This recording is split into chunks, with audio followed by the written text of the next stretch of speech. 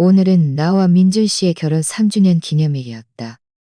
민준 씨는 시내에서 가장 으리으리한 성공 호텔에서 기념 연회를 열고 싶다며 그의 모든 친척들과 회사 동료들을 초대했다. 나는 약 30분 일찍 룸에 도착했고 시어머니께 드릴 옥젓가락을 가방에 넣으려는 순간 민준 씨가 시어머니와 함께 들어오는 모습이 보였다. 시어머니는 문에 들어서자마자 미간을 찌푸리며 나를 훑어보셨다. 그 시선은 마치 쓰레기를 쓸어 담는 듯 차가웠고 입을 여시자마자 이렇게 말씀하셨다. 너는 어쩌면 이런 옷을 입고 왔니? 길거리 노점에서 주워온 거니? 내 아들과 함께 이런 자리에 오는 것이 창피하지도 않니? 나는 옷자락을 움켜쥐었다. 이 옷은 며칠 전 백화점에서 일부러 산 것이었다. 비록 유명 브랜드는 아니었지만 깔끔하고 단정했다. 하지만 나는 감히 반박할 수 없었다. 민준 씨네 집으로 시집온 이래로 시어머니는 늘 내가 시골 출신이라며 당신 아들에게 어울리지 않는다는 말을 3년 내내 들어왔기에 이미 익숙해져 있었다. 민준 씨는 옆에서 시어머니를 말렸다.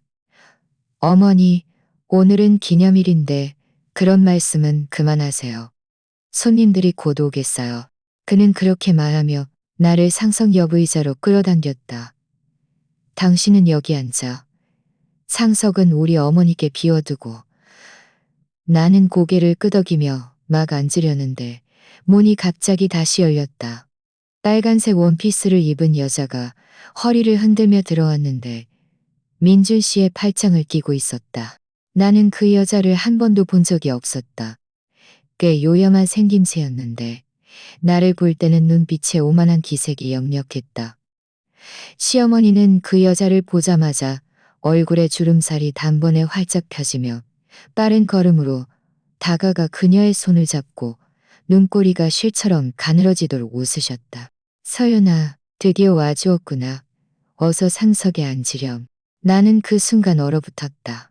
상석은 어르신이 앉거나 부부 중 여주인이 앉는 자리인데 어떻게 낯선 여자를 앉힐 수 있단 말인가.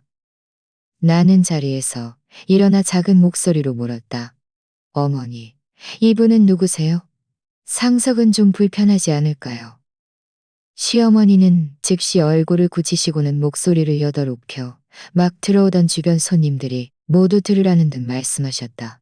대도시에서 오신 분이고 민준 씨와는 직장 동료이니 앞으로 서로 잘 보살펴야 할 사이란다. 너처럼 세상 물정 모르는 시골뜨기가 앉을 자리가 아니야. 주변 손님들은 모두 발걸음을 멈추고 이쪽을 바라보았다. 어떤 이들은 작은 목소리로 수군거렸다. 민준 씨 부인이 시골 출신이었어? 보아하니 참 촌스럽네. 이 서연 씨랑은 비교도 안 되네. 그 말들은 송곳처럼 내 심장을 찔러왔다. 나는 주먹을 꽉 쥐고 민준 씨를 바라보았다. 그가 공정한 말을 해주기를 바랐지만 민준 씨는 고개를 숙인 채 작은 목소리로 나에게 말했다. 당신 그만 좀 해. 어머니도 나를 위해서 그러시는 거야. 서연이 아버지는 회사 협력사이니 함부로 대하면 안 돼. 당신은 저쪽 옆 테이블에 가서 앉아 있어. 나중에 내가 사과할게. 나는 그의 나약한 모습을 보았고 시어머니와 서연이라는 여자의 의기아년한 표정을 보았다. 시어머니와 서연이라는 여자의 의기아니 뭔가에 쥐어뜯기는 표정을 보았다. 그런데 이제 그의 회사가 잘 되니 나에게 결혼 3년 동안 나는 밤낮으로 이 가정을 돌보았다. 민준 씨가 사업을 돌보았다. 서연은 의기양양하게 나를 향해 눈썹을 치켜뜨더니 상석에 털썩 앉았다. 그러고는 일부러 치마를 정리하며 말했다. 아주머니, 너무 과분하세요. 사실 저는 어디든 앉아도 상관없는데 혹시 어떤 분들이 주제 파악 못하고 앉아서는 안 될 주제 파악 못하고 앉아서는 안 될 자리에 앉을까 봐요. 비웃는 듯하기도 했으며 대부분은 구경하는 그녀의 손을 토닥이며 말했다. 역시 서연이가 착하구나. 어떤 사람들은 염치도 모르고. 나는 그 자리에 서서 온몸에 피가 오르고 나는 깊이 숨을 들이쉬며 스스로에게 이대로는 안 된다고 다짐했다. 하지만 내가 입을 열기도 전에 룸문 밖에서 갑자기 다급한 발소리가 들려왔다. 내 비서 지훈 씨가 허둥지둥 뛰어들어왔다. 지훈 씨는 들어오자마자 이쪽으로 달려왔는데 손에는 서류 가방을 들고 있었고 이마에는 땀방울이 송골송골 맺혀 있었다. 시어머니는 그의 허둥대는 모습을 보시고는 또다시 위세를 부리기 시작했다. 너는 누구니? 이곳은 우리 민준이네 집의 사석인 연애인데 함부로 들어오다니 이게 무슨 꼴이니? 지울 씨는 시어머니의 말을 무시하고 다급하게 나에게 말했다. 대표님, 요청하신 서류 가져왔습니다. 그리고 오해의 말씀입니다. 그는 말을 미처 끝내기도 전에 민준 씨에게 가로막혔다. 민준 씨는 눈살을 찌푸리며 불쾌한 어조로 말했다. 네가 무슨 헛소리를 하는 거야?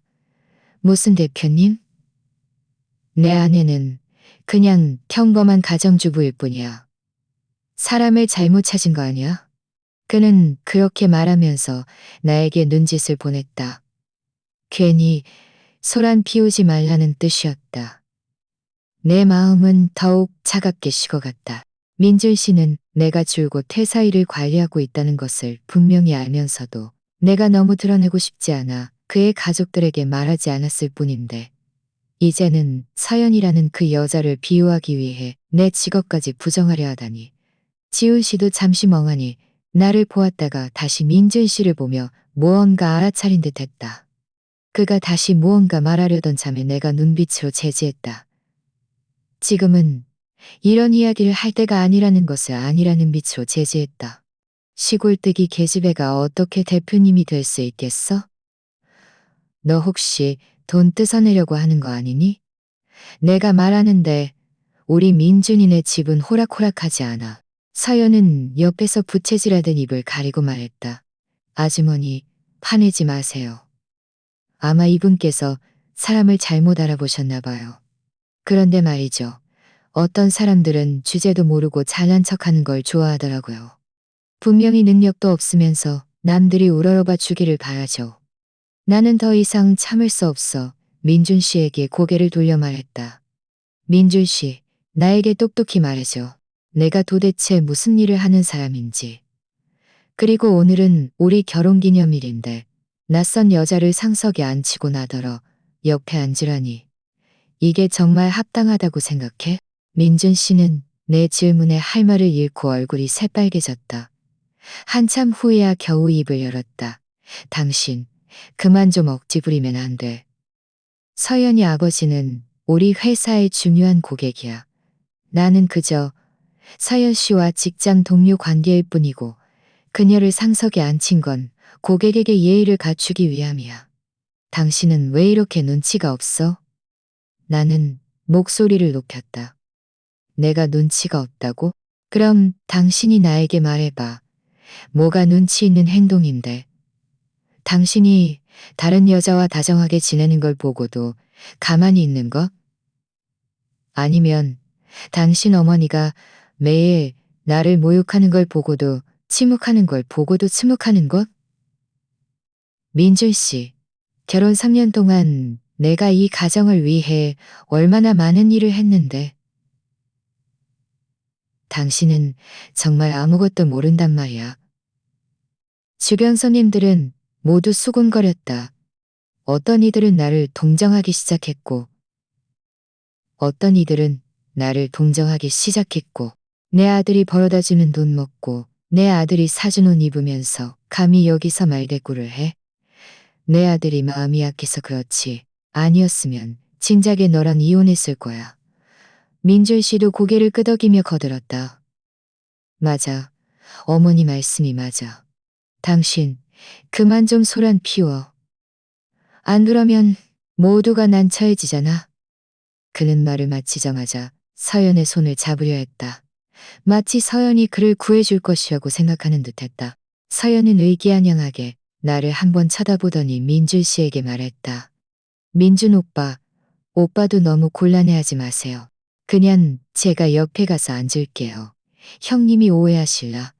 그녀는 마치 아주 억울한 듯 말했지만 그 표정은 분명 나를 도발하는 것이었다. 나는 눈앞의 이 광경을 보며 마음이 완전히 식어버렸다. 결국 민준 씨 마음속에 나는 고객의 딸보다도 못했던 것이다. 결국 그가 나에게 보여주었던 다정함은 모두 가짜였던 것이다. 나는 깊이 숨을 들이쉬며 막 입을 열렸는데 지훈 씨가 갑자기 앞으로 한 적이요. 지훈 씨의 그 한마디에 모든 사람이 얼어붙었다. 루마는 순식간에 조용해져 침 넘어가는 소리마저 들릴 지경이었다. 시어머니는 그의 외침에 잠시 멍해졌다가 정신을 차리자 더욱 화를 내며 지훈 씨의 코를 가리키며 욕설을 퍼부었다. 이 외부에서 온 건방진 녀석이 감히 내 앞에서 소리나 지르고 너는 살기 쉬운 물러섰지만 나갈 생각은 없어 보였다. 민준 씨도 함께 화를 내며 한 발짝 앞으로 나서 지훈 씨를 밀치려 했다. 너 당장 나가. 여기서 또 헛소리 짓거리면 가만두지 않을 거야. 그는 서류 가방을 품에 꼭 안고 확고한 눈빛으로 나를 바라보며 말했다.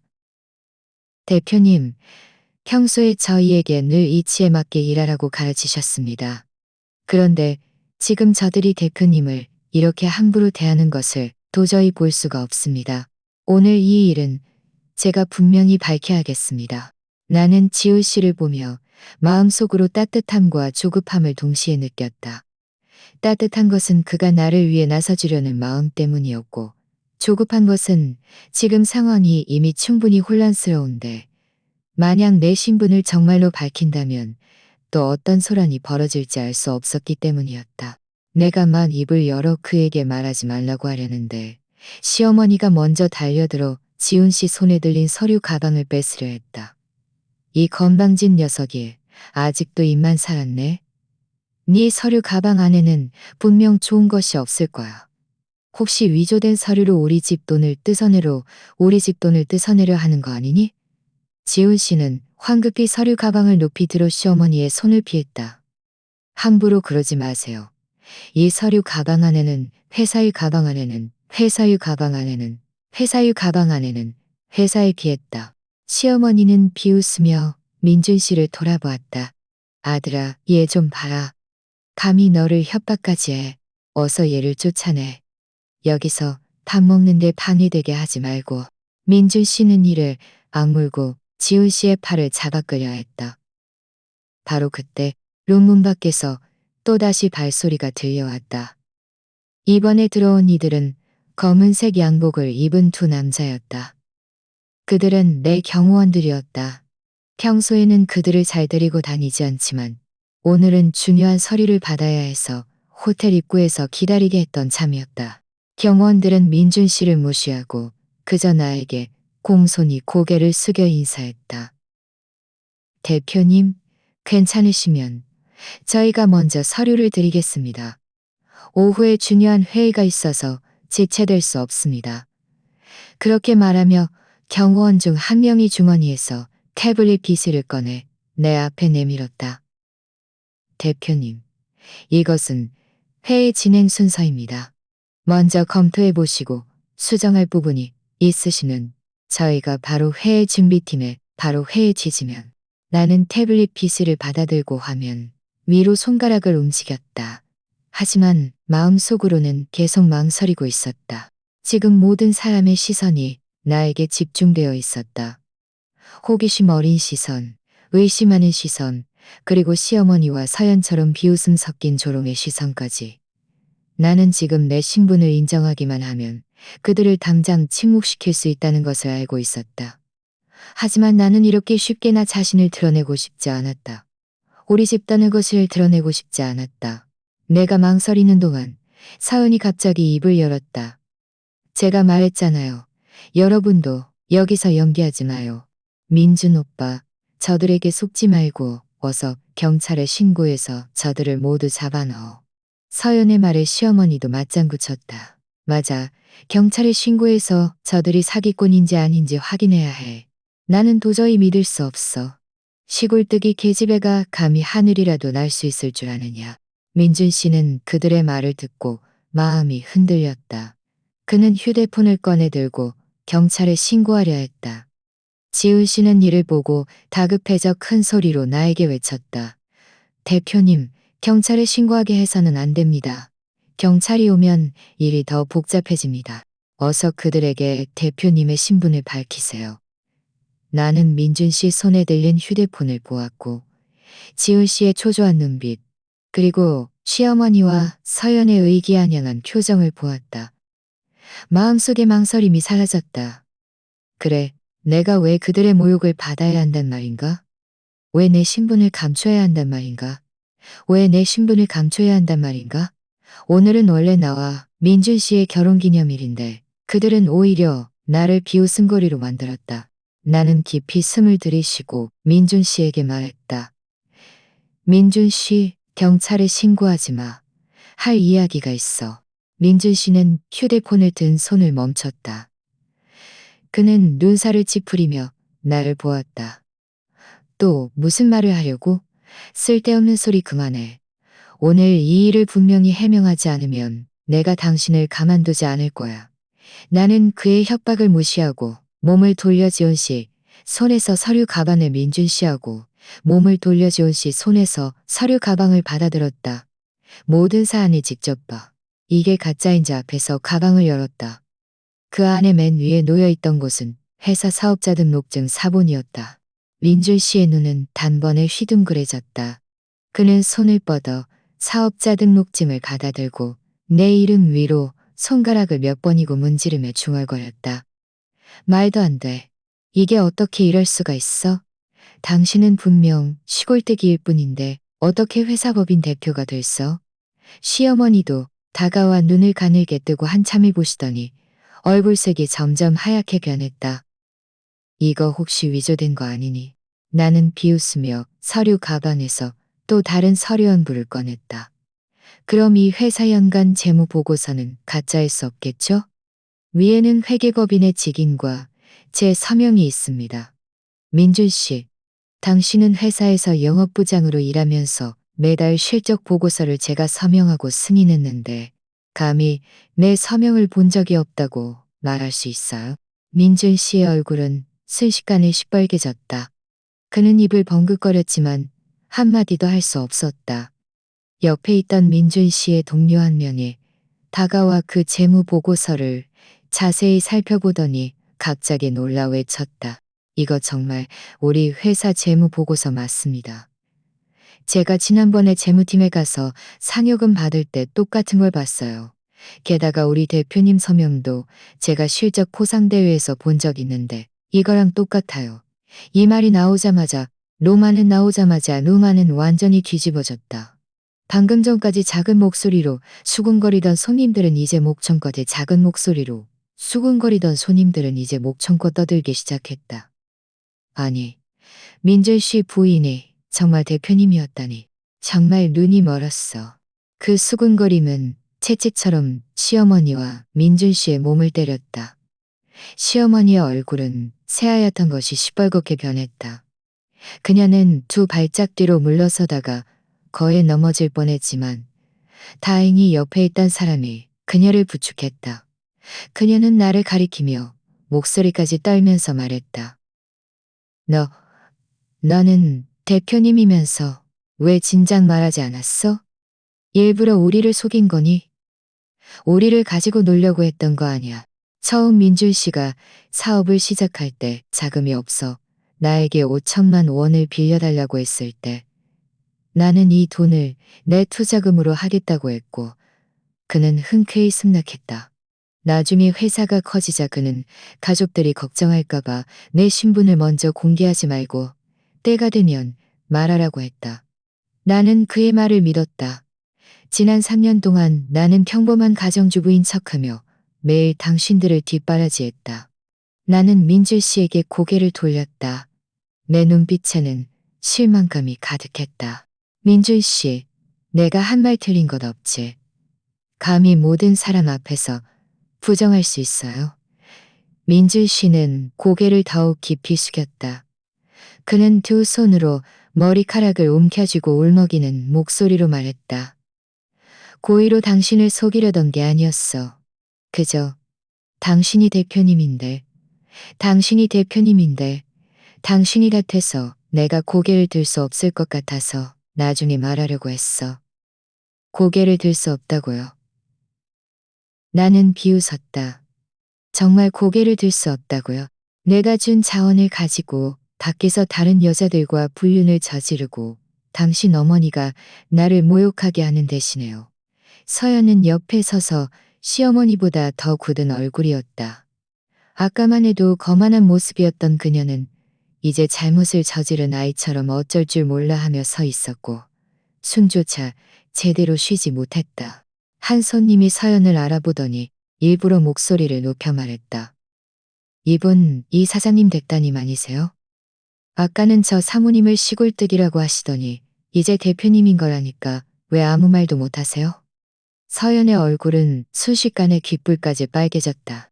그녀는 입술을 깨물고 휙 돌아서 룸 밖으로 도망쳐야 했지만 문에 다다르자 내 경호원 중 한 명에게 가로막혔다. 서연 씨, 저희 대표님께서 아직 가라고 말씀하지 않으셨습니다.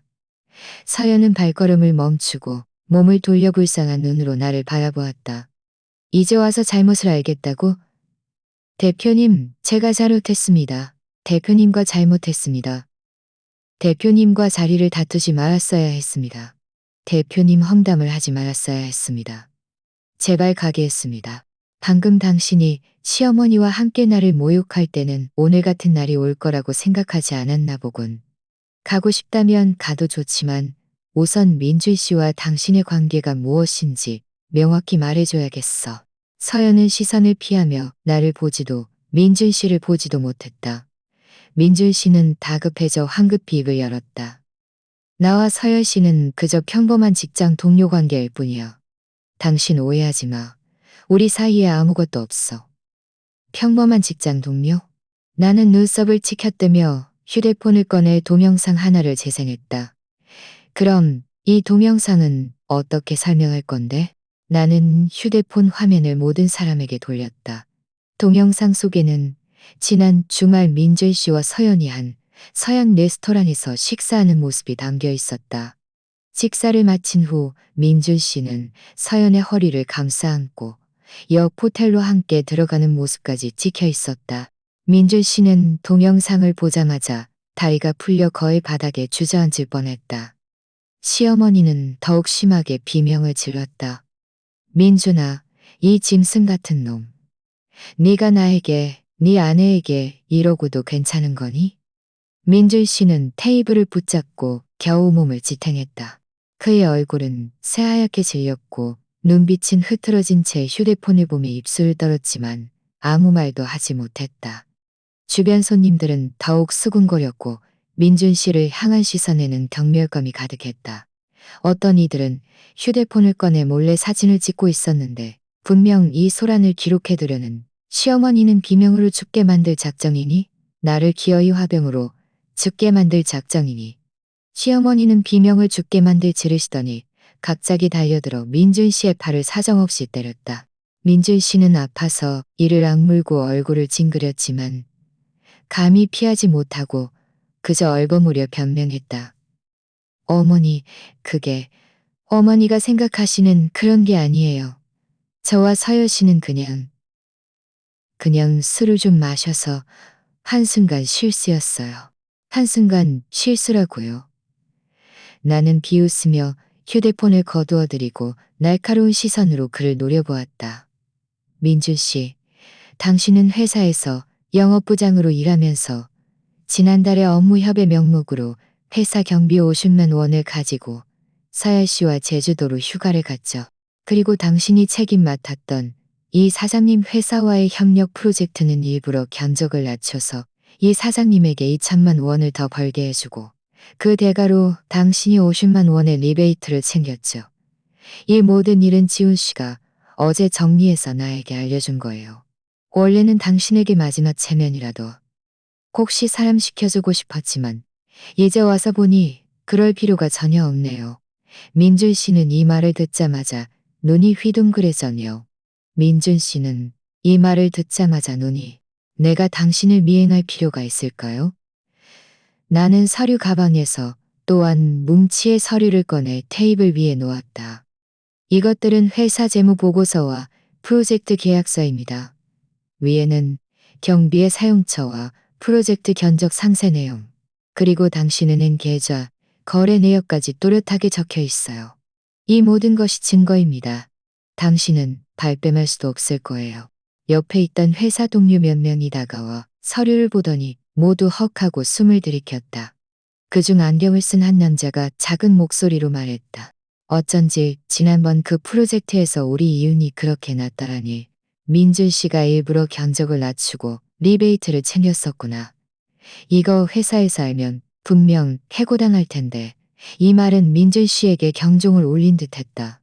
그는 갑자기 달려들어 테이블 위에 서류를 뺏으려 했고 입으로는 소리쳤다. 입으로는 소리쳤다. 이건 다 가짜야.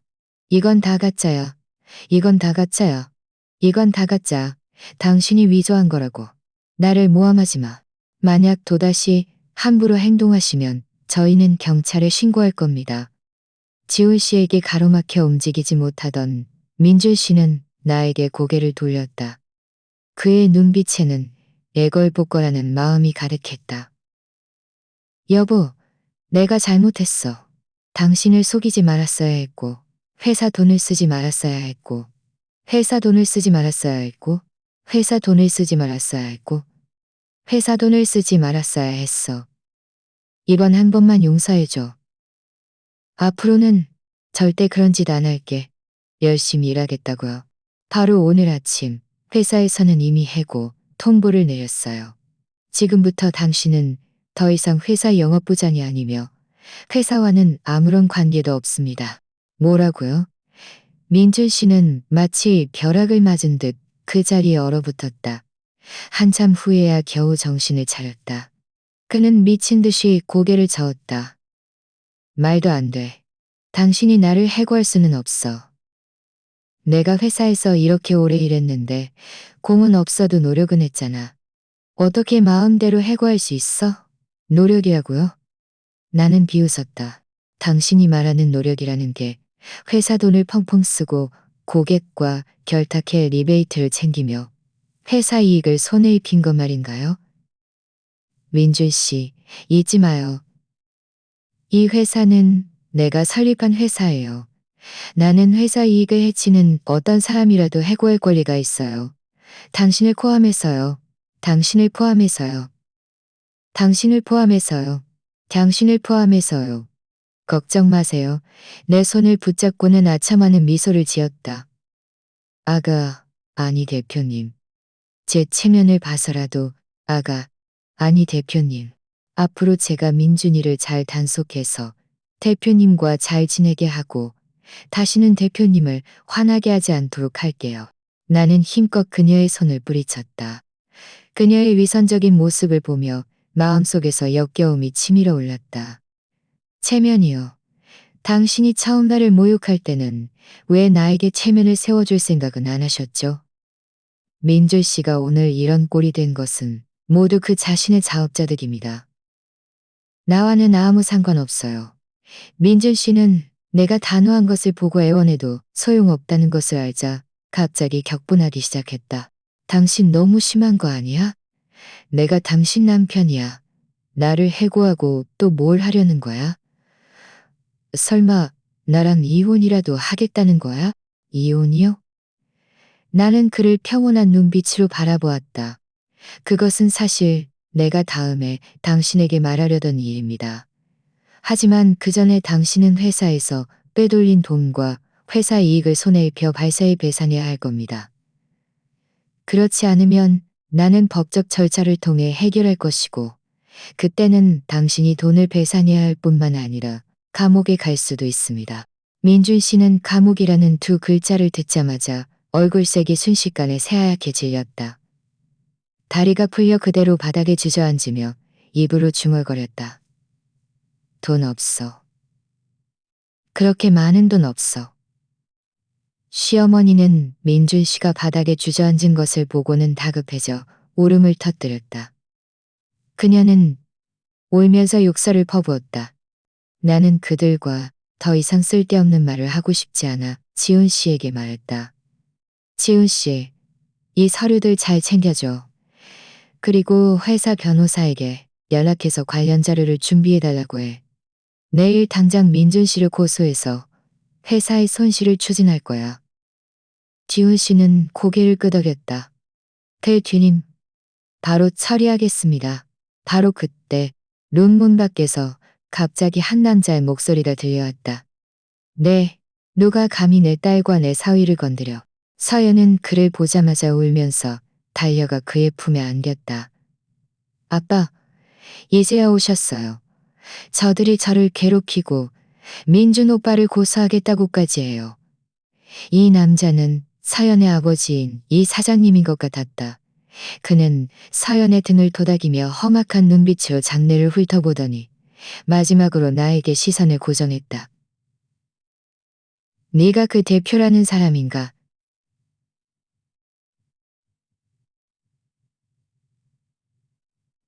네가 그 괴라는 사람인가? 내 사위를 건드리려 하다니. 시어머니는 이 사장님이 온 것을 보자마자 마치 구명줄이라도 잡은 듯했다. 그녀는 황급히 바닥에서 일어나 이 사장님 옆으로 달려가 허리를 굽신거리며 말했다.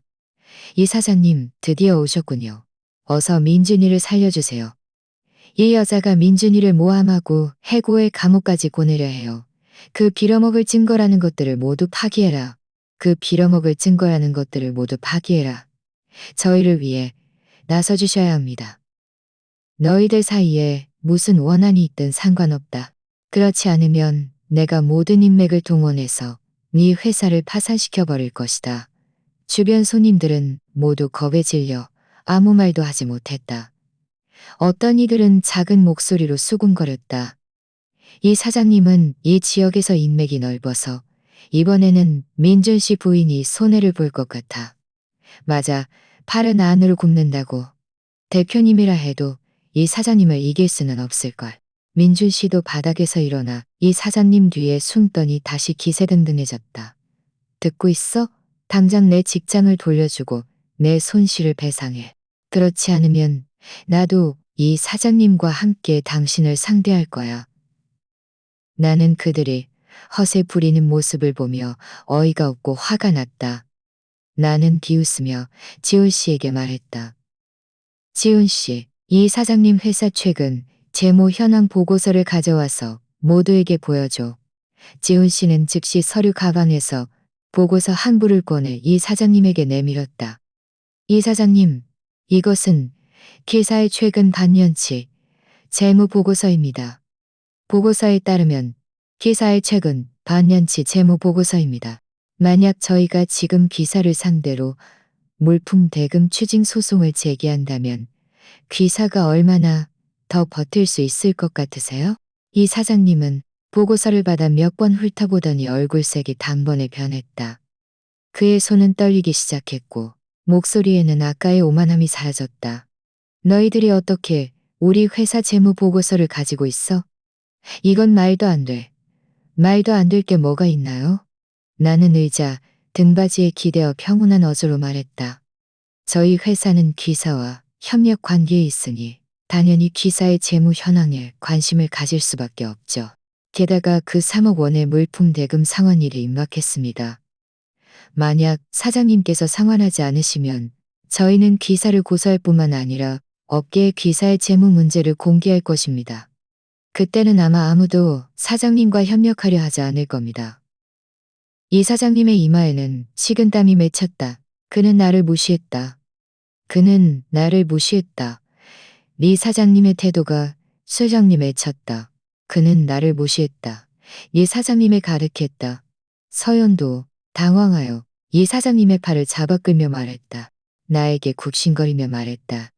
대표님, 제가 너무 경솔했습니다.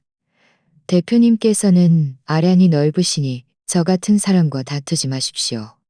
저희는 최대한 빨리 갚겠습니다. 그리고 민준이 고소는 좀 참아주시면 안 되겠습니까? 아직 젊은데 정말 감옥에라도 가면 평생을 망칠 겁니다. 시어머니는 이 사장님마저도 약해지는 것을 보고는 완전히 혼비백산했다. 그녀는 털썩 소리를 내며 내 앞에 무릎을 꿇고 울면서 말했다. 아가, 아니 대표님, 제가 잘못했습니다. 매일 대표님을 모욕하지 말았어야 했고, 서연이를 상석에 앉히지 말았어야 했고, 민준이를 도와 대표님을 속이지 말았어야 했습니다. 제발 이번 한 번만 저희를 용서해 주세요. 제가 대표님께 머리 조아릴게요. 그렇게 말하며 그녀는 바닥에 머리를 박으려 했다. 나는 황급히 경호원에게 그녀를 떠올렸다. 그녀는 황급히 경호원에게 제녀를 막으라고 했다. 그만해요. 이제 와서 잘못을 알겠다고요? 내가 막 시집왔을 때 당신은 나를 시골뜨기라고 부르며 집안에 새 컵을 쓰지 못하게 하고 이가 빠진 낡은 컵을 쓰게 했죠. 내가 임신했을 때는 딸일 것이라며 매일 힘든 일을 시켰고 결국 나는 유산하고 말았는데 당신은 위로의 말 한마디 없이 나보고 쓸모없다고 했죠. 민준 씨가 사업을 시작할 때 내가 결혼 지참금을 모두 내놓았는데 당신은 그것이 내가 당연히 해야 할 일이라고 말하며 시어머니는 내 말에 얼굴이 시뻘개져 고개를 푹 숙이고는 한마디도 하지 못했다. 주변 손님들도 모두 수군거렸고 시어머니를 향한 시선에는 경멸감이 가득했다. 아니, 민준 씨 부인이 이렇게 불쌍했다니. 시어머니에게 이렇게 심하게 당했다니. 이 시어머니 정말 너무 악독하네. 임신한 며느리한테까지. 이 사장님은 상황이 정말 너무 악독하네. 임신한 며느리한테까지. 이 사장님은 서연의 손을 잡고 가려 했다. 서연은 입술을 깨물고 마지못해 몸을 돌려 작은 목소리로 말했다. 죄송합니다. 나는 목소리를 높였다. 더 크게 모든 사람이 듣도록 말해요. 서연은 어쩔 수 없이 큰 소리로 말했다. 죄송합니다. 대표님과 자리를 다투지 말았어야 했고, 대표님과 자리를 다투지 말았어야 했고, 대표님과 자리를 다투지 말았어야 했고, 민준 오빠와 함께 있어서는 안 됐습니다. 나는 만족스럽게 고개를 끄덕였다.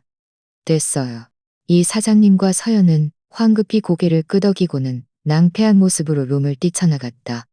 시어머니는 여전히 바닥에 무릎을 꿇고 울면서 나에게 애원했다.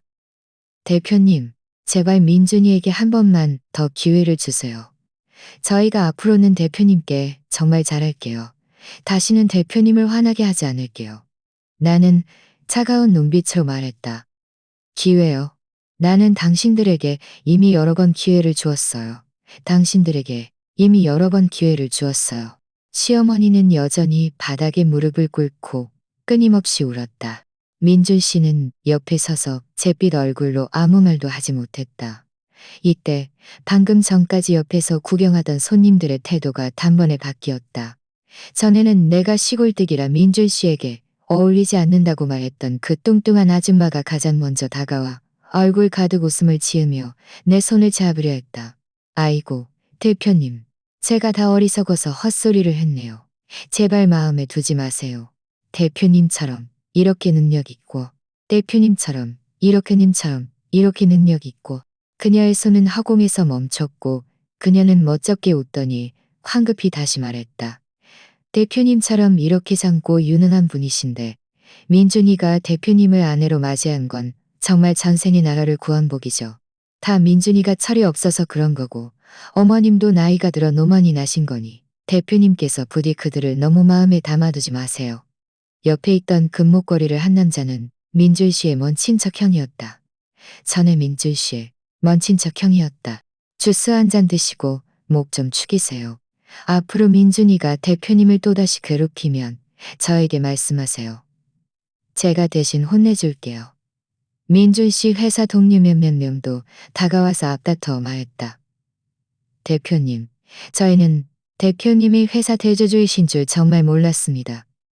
혹시라도 저희가 실례한 점이 있다면 너그러이 이해해 주십시오. 맞아요. 대표님께서 그래한 점이 있다면 너그러이 이해해 주십시오. 맞아요. 대표님. 민준 씨는 회사에서 늘 게으름을 피우고 공금을 피우고 대표님, 앞으로 저희는 열심히 일해서 회사에 공헌하겠습니다. 저희를 마음껏 부려주세요.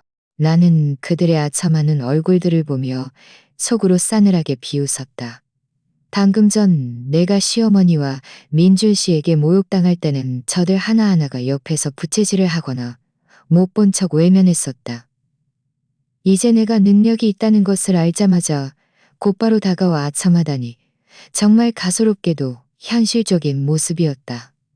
나는 손을 들어 그들을 조용히 시킨 후 담담하게 말했다. 여러분들의 마음은 잘 받겠습니다. 하지만 저와 민준 씨의 일, 즉 저희 집안일은 여러분들께서 신경 쓰지 않으셔도 됩니다. 오늘 연애는 아무래도 더 이상 진행하기 어려울 것 같네요. 혹시 배고프시면 각자 알아서 음식을 주문해 드세요. 계산은 제가 하겠습니다. 더 계시고 싶지 않으시면 먼저 가셔도 좋습니다. 제가 가서 맛있는 헤어질 수입니다. 제가 가서 맛있는 음식면 내 말을 듣자 손님들은 더욱 열정적으로 변했다. 그 뚱뚱한 아줌마는 황급히 말했다. 민준 씨의 먼 친척형도 거들었다. 맞아요. 제가 가서 좋은 술 2병 더 가져올게요. 오늘은 꼭 대표님과 몇 잔 마시면서 사업 번창과 늘 아름다우시길 축원해야죠. 나는 고개를 저었다. 괜찮아요. 저는 할 일이 있어서 곧 가봐야 합니다. 말을 마치고 나는 지훈 씨에게 말했다. 지훈 씨, 여기 일은 당신에게 맡길게요. 계산하고 서류들 잘 챙겨서 아무것도 빠뜨리지 마세요. 지훈 씨는 고개를 끄덕였다. 네, 대표님. 걱정 마세요. 제가 잘 처리하겠습니다. 내가 몸을 돌려 떠나려 할 때 민준 씨가 갑자기 달려와 내 팔을 붙잡았다. 당신 가면 안 돼. 당신이 가면 우리 집은 산산조각 날 거야. 내가 잘못했어. 앞으로는 꼭 고칠게. 제발 한 번만 더 기회를 주면 안 될까. 그의 손은 매우 강하게 나를 붙잡고 있었고 나는 팔이 아플 지경이었다. 나는 힘껏 그를 뿌리치려 했지만 그는 더욱 세게 붙잡았다. 정말 내가 잘못했어. 나랑 이혼하지 마. 나랑 이혼하지. 제발 민준이에게 한 번만 더 기회를 주세요. 저희가 앞으로는 대표님을 조상님처럼 모시겠습니다. 대표님께서 시키는 일은 무엇이든 다 할게요. 제발 저희를 떠나지 마세요. 나는 그 두 사람을 보았다. 한 명은 내 팔을 붙잡고, 한 명은 내 다리 붙잡고, 한 명은 내 다리를 붙잡고 있는 모습이 처량하고 우스웠다. 주변 손님들은 모두 아무 말도 하지 못하고 우리를 호기심 가득한 눈빛으로 바라보고 있었다. 나는 깊이 숨을 들이쉬며 최대한 목소리를 평온하게 유지했다. 민준 씨, 나를 놓아줘요. 나는 이미 말했어요. 기회는 당신들에게 여러 번 주었어요. 당신들이 스스로 소중히 여기지 않은 거죠. 이제 우리 사이에는 더 이상 할 말이 없어요. 하지만 민준 씨는 손을 놓지 않고 오히려 더욱 세게 붙잡았다. 안 돼. 당신이 나랑 이혼하지 않고 내 책임을 묻지 않겠다고 약속하지 않는 한 나는 당신을 놓지 않을 거야. 바로 그때 내 경호원이 한 발짝 앞으로 나서더니 가볍게 힘을 주어 민준 씨의 손을 떼어냈다. 그러고는 시어머니를 내 다리에서 떼어냈다. 민준 씨는 경호원에게 밀려 몇 발짝 뒤로 물러서다가 거의 넘어질 뻔했다. 그는 나를 보며 눈빛에 절망과 분노가 가득했다. 당신 정말 이렇게 매정할 수 있어? 우리가 부부로 3년이나 살았는데 어떻게 말 한마디로 끊어낼 수 있어? 나는 그를 보았지만 마음속에는 일말의 동요도 없었다. 정분이라고요. 당신이 서연 씨와 함께 있을 때, 당신이 회사 돈을 펑펑 쓸 때, 당신 어머니가 나를 괴롭힐 때, 그때는 우리 사이의 정분을 왜 생각하지 않았죠? 민준 씨, 우리 사이의 정분은 당신이 먼저 끊은 거예요. 내가 아니고요. 말을 마치고 나는 그를 더 이상 보지 않고 몸을 돌려 룸문으로 향했다. 손님들은 아직도 무언가 더 말하려 따라오려 했지만 지우 씨가 그들을 막아섰다. 여러분, 저희 대표님은 바쁘셔서 더 이상 함께할 수 없습니다. 편히 계세요. 나는 룸을 나섰다. 밖의 공기는 룸 안보다 훨씬 맑았다. 호텔 유리창을 통해 햇살이 들어와 내 몸 위에 따뜻하게 내려앉았다. 나는 깊이 숨을 들이쉬며 마음속의 돌덩이가 드디어 내려앉는 것을 느꼈다. 지난 3년 동안 나는 이 가정을 위해, 민준 씨를 위해 줄곧 나 자신을 억누르고 내 신분을 감춰왔다. 하지만 결국 돌아온 것은 그들의 배신과 모욕이었다. 이제 나는 더 이상 나 자신을 억누를 필요가 없었다. 드디어 나 자신으로 돌아올 수 있었다. 지훈 씨가 내 뒤를 따르며 작은 목소리로 말했다. 대표님, 괜찮으십니까? 나는 고개를 젓고 웃었다. 나는 괜찮아. 앞으로는 더 좋아질 거야. 참, 내일 변호사와 연락해서 민준 씨가 회사 이익을 손에 입힌 자료들을 모두 준비해줘. 그리고 이혼 합의서도 최대한 빨리 준비해줘. 지훈 씨는 고개를 끄덕였다. 네, 대표님. 내일 아침 일찍 처리하겠습니다. 우리가 막 호텔 입구에 도착했을 때 이 사장님과 서연이 길가에 서서 누군가를 기다리는 듯한 모습이 보였다. 서연은 나를 보자마자 황급히 고개를 숙이고 나를 보지 못했다. 이 사장님은 멋쩍게 웃으며 나에게 인사를 건네려 했지만 감히 하지 못했다. 나는 그들을 무시하고 내 차 옆으로 걸어갔다. 운전기사가 황급히 다가와 차문을 열었다. 나는 차에 앉아 운전기사에게 말했다. 출발해요. 나는 창밖으로 끊임없이 뒤로 물러나는 풍경을 바라보며 앞으로는 그 누구를 위해서도 나 자신을 억누르지 않겠다고 마음속으로 다짐했다. 나는 나 자신을 위해 살고 회사를 더욱 번창시켜 내 인생을 멋지게 살아갈 것이다. 사는 집으로 향하는 길 위를 평온하게 달렸다. 나는 좌석에 기대어 눈을 감았다. 하지만 머릿속에는 민준 씨를 처음 만났을 때의 기억이 저절로 떠올랐다. 그때 그는 나에게 저절로 떠올랐다. 매일 아침 식사를 가져다 주었고, 비 오는 날에는 우산을 들고 회사 건물 아래에서 나를 기다렸으며, 우리 미래를 함께 계획하며 나를 행복하게 해줄 것이라고 말했다. 이제와 생각해보니 그 모든 것은 그의 위장술에 불과했다. 그가 처음 나와 함께했던 것은 아마도 내가 가진 자원을 보고 나의 힘을 빌려 위로 올라가고 싶었을 것이다. 그리고 그가 스스로 발판을 마련했다고 생각하자마자 본색을 드러낸 것이었다. 집에 돌아와 나는 서재에 틀어박혔다. 책상 위에 놓인 우리의 결혼 사진을 보았다. 사진 속 우리는 활짝 웃고 있었다. 민준 씨는 내 어깨를 감싸 안고 있었고 그의 눈빛에는 다정함이 가득했다. 하지만 이제와 다시 보니 그저 기웃음만 나올 뿐이었다. 나는 사진을 들어 쓰레기통에 던져 넣었다. 마치 지난 3년간의 모든 억울함과 분노를 버리는 것처럼, 다음날을 버리는 것처럼. 다음날 아침 일찍 지훈 씨는 변호사와 함께 우리 집으로 왔다. 변호사는 이혼 합의서와 손실 추진 관련 법률 문서를 내 앞에 놓고 각 조항의 내용 문서를 내 앞에 놓고 각 조항의 내용 문서를 내 앞에 놓고 대표님, 이 이혼 합의서는 저희가 최대한 빨리 민준 씨에게 전달하겠습니다. 만약 그가 서명에 동의하면 저희는 이혼 절차를 진행할 수 있습니다. 만약 동의하지 않으면 저희는 소송을 통해 이혼할 수밖에 없습니다. 하지만 저희가 가진 증거들을 고려할 때 승소 확률은 매우 높습니다. 이대로 넘어갈 수는 수고 많으십니다. 그가 동의하든 안 하든 이 일은 최대한 빨리 해결해야 합니다. 이어진 며칠 동안 민준 씨는 이혼 합의서에 계속 서명하지 않았다.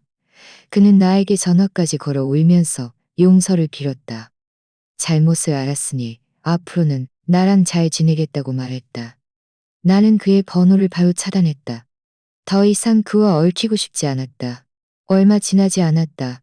더 이상 그와 얽히고 싶지 않았다. 얼마 지나지 않아 변호사는 민준 씨가 여전히 서명에 동의하지 않아 소송 절차를 밟을 수밖에 없다고 알려왔다. 이전에 민준 씨가 사업을 시작할 때 나는 그에게 돈을 투자했을 뿐만 아니라 내 명의로 된 아파트 한 채를 그의 명의로 이전하여 그와 시어머니가 살게 했다. 이제 이혼을 하게 되었으니 이 모든 것들을 단연히 되찾아와야 했다. 나는 지훈 씨에게 민준 씨와 소통하여 서탈을 통해 아파트를 당인하여 법적 절차를 통해 아파트를 돌려달라고 요청하게 했다. 하지만 민준 씨는 거절하며 그 아파트는 내가 자발적으로 준 것이라 지금은 돌려받을 수 없다고 했다. 시어머니는 이 일을 알고는 내 회사 건물 아래로 찾아와 소란을 피웠다. 내가 매정하고 은희를 모른다고 말하며 모든 사람에게 내가 나쁜 여자라는 것을 알리겠다고 했다. 나는 경비원에게 그녀를 건물 아래에서 막아 회사 업무에 지장을 주지 못하게 했다. 그녀는 건물 아래에서 한참을 주지 못하게 했다. 그녀는 건물 아래에서 한참을 소란 피우다가 아무도 자신을 신경 쓰지 않는 것을 보고는 결국 풀이 죽어 돌아갔다. 재판이 열리던 날, 나와 민준 씨다. 그는 나를 보자 눈빛에 애원하는 기색이 가득했고 나에게 말을 걸려 했지만 판사에 의해 제지당했다. 재판 과정은 순조로웠다.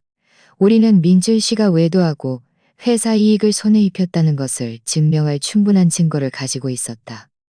판사는 최종적으로 우리에게 이혼을 선고했고 민준 씨는 내가 그의 명의로 이전해준 아파트를 돌려주고 회사 손실 총 8천만 원을 배상해야 한다고 판결했다.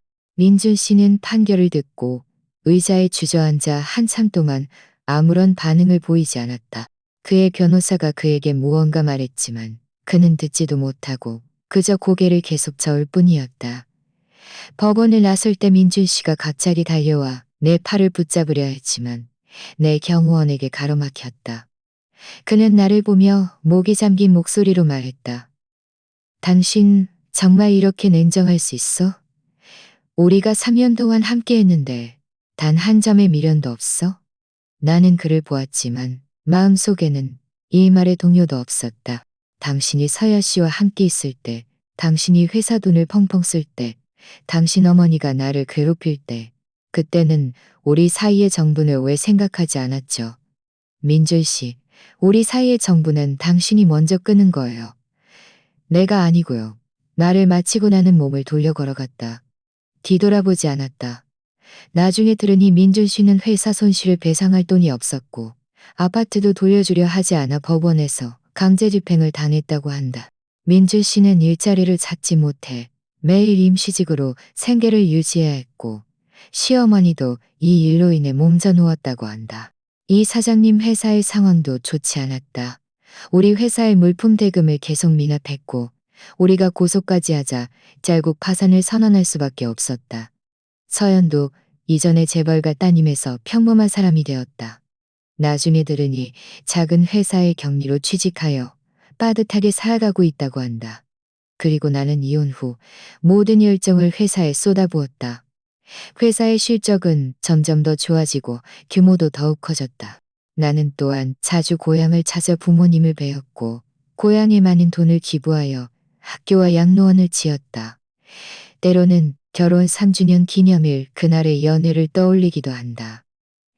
시어머니의 모욕, 민준 씨의 배신, 손님들의 소물근성까지. 하지만 그 모든 것은 이미 과거가 되어 더 이상 내 기분에 영향을 자신에 미치지 못한다. 나는 비로소 깨달았다. 여성은 언제 어떤 상황에서든 나는 비로소 깨달았다.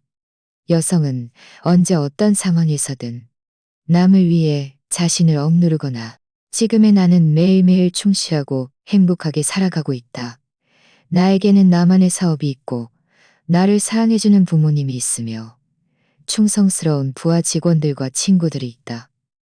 나는 더 이상 그 누구에게도 의지할 필요 없이 잘 살아갈 수 있다. 미래의 날들은 아직 많이 남아있다.